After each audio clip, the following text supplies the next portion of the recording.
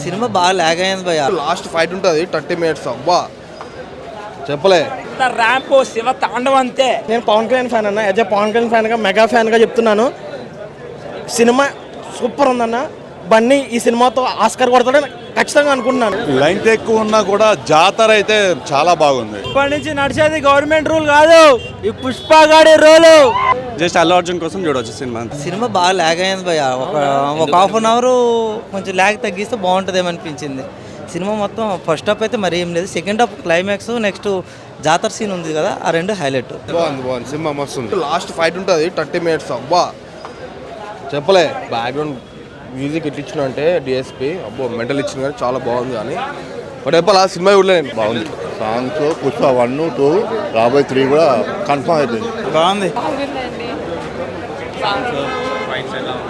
Gangamma scenes చాలా బాగా నచ్చింది నాకు. Okay fine. ఇంటర్వల్ బ్యాక్ మస్తు బాగుంది. సినిమా బాగుంది. లాస్ట్ ఫైట్ బాగుంది.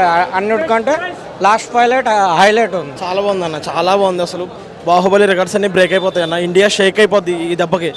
ఈసారి మొన్న నేషనల్ అవార్డు వచ్చింది కదన్న, బన్నీకి ఆస్కార్ వస్తుందని ఈ సినిమాకి డెఫినెట్గా, అందులో డౌట్ ఏం లేదు. సుకుమార్ రైటింగ్ కానీ, కెమెరా వర్క్ కానీ, డైరెక్షన్ కానీ, ఎవ్రీథింగ్ అని అసలు మైండ్ బ్లోయింగ్. అసలు లాస్ట్లో అందరూ క్లాప్స్ కొడుతున్నారు. అసలు లాస్ట్ మొత్తం మూవీ అంతా అయిపోయిన తర్వాత అందరూ క్లాప్స్ కొడుతున్నారు. చాలా అంటే చాలా బాగుందన్న, ఎక్సలెంట్గా ఉంది మూవీ.